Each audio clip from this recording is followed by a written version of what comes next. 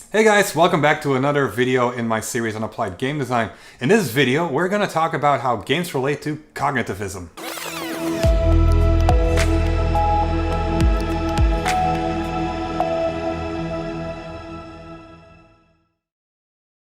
So this video is the second in a three-part series on how educational paradigms relate to game design. Now, the idea here is that you would get some idea of how applied games, and in particular educational games, fit in when it comes to learning theory. So previously, we looked at behaviorism and how games can leverage it for a variety of outcomes. In this video, though, we'll take a closer look at cognitivism. So cognitivism is a paradigm that understands and optimizes learning as a function of mental processes. Cognitivists will look at these processes as they are ongoing in our brain while we are learning. Things like recognizing, analyzing, recalling, evaluating, applying, creating, and so on. Now, looking at learning in this light, cognitivists feel that to optimize learning, we need to make new information and skills acquisition as digestible as possible for our brain's architecture and the mental processes that come with it. For example, if your brain is wired to speak English all day, well, then it's probably best to teach you in English. If on the other hand, your brain is wired to learn best in Dutch, well, then geven we je gewoon les in het Nederlands. However your brain learns best, that is how we should teach you. It's all about data optimization and matching it with your brain's architecture. For example, take this human information processing diagram from Cart, Moran, and Newell from 1983. While it's not meant to reflect the actual anatomy of the human brain, it is used as an abstraction of how it functions. Say we feed some information into it. A simplified explanation for it would be that information comes in through our senses and gets stored in short-term memory. Then it is processed through a variety of processors that interact with our working memory and long-term memory, draining our attention, and resulting in a physical response to our muscles, which feeds back into our senses. Now sure, that might not be how the brain is actually put together, but it does give us some idea of how it functions. And more importantly, if we can understand the inner workings of these processes, we can optimize how information travels through them. And that's why cognitivism is sometimes referred to as the information processor view on learning. Now, if we bring that slide back and I replace a couple of these words, well, all of a sudden this diagram pretty much looks like the inside of your laptop. The senses become input, the muscles becomes your monitor, and in between we find all kinds of memory and a couple of processors. So from the lens of the cognitivist paradigm, learning is not as much about rewards and punishments and outward behavior as it is about optimizing information to efficiently move through the inner workings of your brain. So that means it's time to look at some theories and introduce you to three of my buddies. First off, we have Jean Piaget with his stages of cognitive development. Then we have Frederick Bartlett, who will talk about schema theory. And finally, there's John Sweller and cognitive load theory. So first up, Jean Piaget. Now, Piaget is one of the greatest minds of all time when it comes to child education, and his ideas are typically bigger than just the cognitivist umbrella. However, if you remember last video, I discussed Albert Bandura and social learning theory as part of behaviorism. Now, if you look at that theory again, you'll notice that the modeling process that he uses in this theory is actually very similar to how cognitivists map out the human brain and its architecture. Therefore, Bandura could just as well be considered a cognitivist. In the end, great minds often look at the world from a multitude of angles, and that's why a lot of the times their ideas can fit under multiple paradigms. Anyways, let's have a look at Jean Piaget and his stages of cognitive development. Now, I'm sure that you've noticed that you're a lot smarter than a child. Or at least I hope you have. But as we grow from infancy to adulthood, our brains grow with us and so do our cognitive abilities change. And Piaget actually defined different stages of human cognitive development. Similar to how different Pokemon evolutions have different abilities, say Pichu, Pikachu, Raichu, we also have different cognitive abilities as we advance through Piaget's evolutions. Stages. From 0 to 2 years old, we are in the sensory motor stage in which our behavior is entirely dependent on our senses. That means that if we cannot sense something, it no longer exists. 10-month-old Simon is about to make a classic mistake, known as the A not B error. Although he watched us place the toy plane under the white cloth, he'll look for it where he last found it, not where he watched us hide it. From 2 to 7 years old, we are in the pre-operational phase in which we are egocentric little brats who can't take on any alternate points of view. Here, the adult and child sit at opposite sides of the table. They can see one side of the mountain scene in front of them. Once they've had a chance to look at the mountain, the adult asks the child to point to which of the 4 mountain scenes that the adult can see. This requires children to think about the mountain scene from another person's perspective. Often, younger children like 5-year-old Braden, they point to the mountain scene that corresponds with their own perspectives of the mountains and not the adults. Now from 7 to 12 years old, we are in the concrete operational phase. In this phase, we can do some logical thinking, but everything still has to be right in front of us. Does that look like the same amount of Play-Doh? Each one's the same one? Okay. I'm going to go like this. Wash it down like that. Now, does that look like it's the same amount still? Which one's more?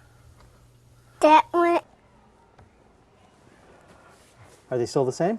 Yeah, because it's all you did was just smash it down. It didn't change. And then finally, from 12 years and up, we are in the formal operational stage in which we can do abstract thought, deductive reasoning, and we can tackle complicated problems from a multitude of angles. If you hit a glass with a feather, the glass will break. No, it won't. And this is the second rule. Don hit a glass with a feather. What happened to the glass? Nothing. Nothing happened? Why didn't anything happen? Because the feather was soft. If you hit a glass with a feather, the glass will break. Okay. And the second one, Don hit a glass with a feather. What happened to the glass? It broke.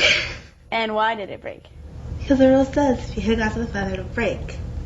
So if you hit a glass with a feather, it broke. And those are the 4 stages of cognitive development according to Piaget. Now, those are very useful if you're a teacher or a game designer that is going to work with kids. For example, don't give a 6-year-old game mechanics that require abstract thought because they're not going to be able to process them. But what about teaching adults? Well, in comes Frederick Bartlett with his schema theory. So Bartlett's work looks at the green boxes in the human information processing diagram as he studied how memory works. Now his most famous study involves a Native American folktale called A War of Ghosts, in which the participants had to recall the story later on during the year. Now he noticed that the recall was typically imperfect and that his participants would fill in some of the details with their own cultural norms and expectations. In other words, your memory realigns new information with what it already thinks to know, which led to the development of schema. Schemata, which is the plural for schema, are cognitive patterns, like this one for mathematical knowledge, that organize categories of information and the relationships between them. It's our own simplified view of the world in our heads that will help us recall information, modify our behavior, and basically make sense of the world. Okay, so let's have an example. Let me read you a paragraph. The procedure is actually quite simple. First, you arrange them into different groups. Of course, one pile might be sufficient depending on how much there is. If you have to go somewhere else due to lack of facilities, then that would be the next step. Otherwise, you are set. It is important not to overdo it. In fact, it is better to do too few things at once than too many. In the short run, this might not seem important, but complications can easily arise, which could prove to be quite expensive. After the procedure is completed, one arranges the materials into different groups again, then they can be put in their appropriate places. Eventually, they will be used once more, and the cycle has to be repeated. Alright, silliness aside, did that make sense to you? If it did, well, good for you, but it's far more likely than it didn't. And if that's the case, let me fix that with 6 simple words. I was talking about doing laundry. Now that paragraph contained a lot of words that can be connected to a lot of different concepts. Pile, facilities, complications, expensive, groups.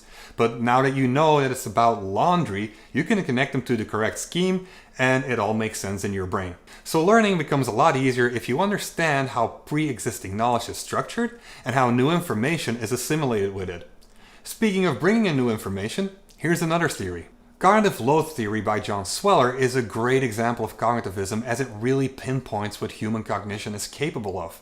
If you think back to that slide of human information processing, cognitive load is all about one of those boxes, the working memory. You see, cognitive load refers to the amount of information that a human is trying to process in their working memory at one time. Now, the interesting thing about that is that John Sweller figured out that the working memory actually has limitations to it. If we keep cramming information in it, we can overload it, which basically means that we will forget bits and pieces of the information, and we will continue to process it without actually taking everything into account. Now, what's really spectacular about the theory is that John Sweller figured out how big our working memory actually is. The maximum amount of chunks of information that we can process at one time is 7 plus or minus 2, so approximately somewhere between 5 or 9. But what is a chunk exactly? Well, a chunk is a bit of information that you can process at one time. Let me do a little experiment with you to show you how that works. Well, we have an empty screen for now, but in a second I'm going to show you two sequences of characters. Try to memorize them and then ask yourself, which one is easier to recall?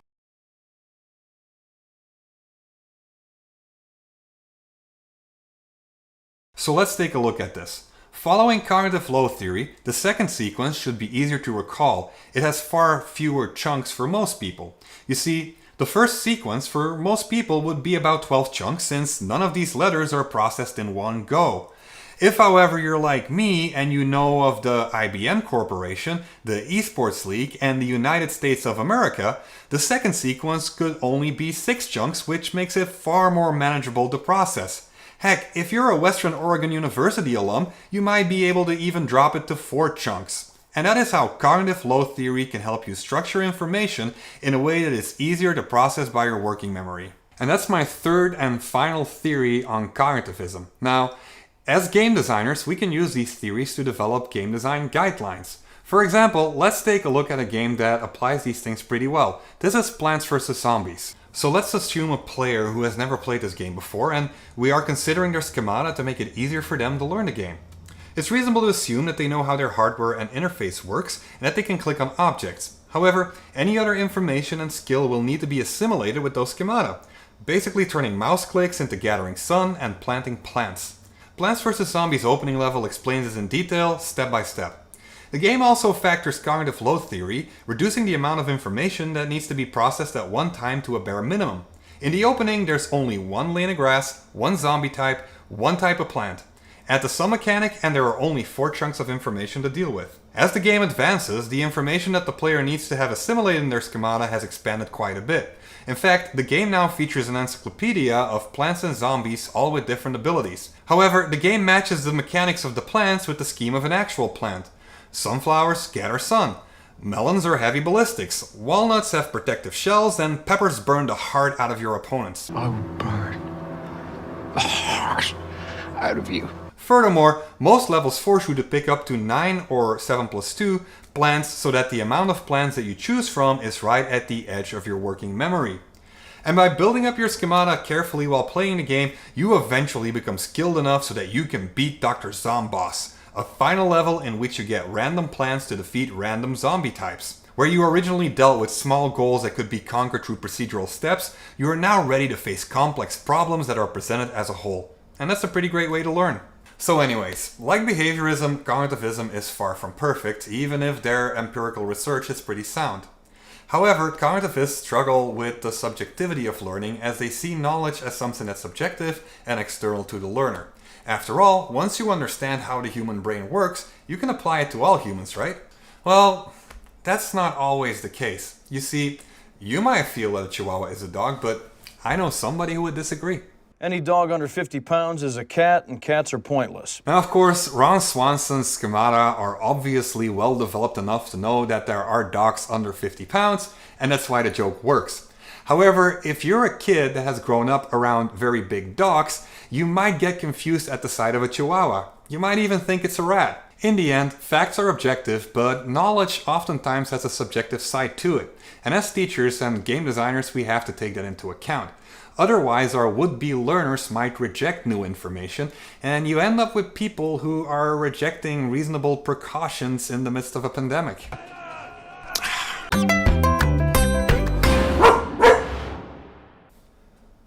Oh, Reggie, I'm sorry. I didn't call you a rat. That was Ron Swanson. You're a dog. Want to be friends? Friends? So in this video, we talked about the importance of understanding how we process information so that we can use that understanding to optimize our designs and become more effective at teaching people. Say, for example, you're recording some videos to teach people online. You might want to put some funny bits in left and right so you don't overload your students' attention spans. Are you not entertained? Are you not entertained? And that's the end of this video, Reggie. Again, make sure to check out the communication platform of this class to connect with me, the other students, and, well, Reggie here. And if you need some points of discussion, here are some ideas.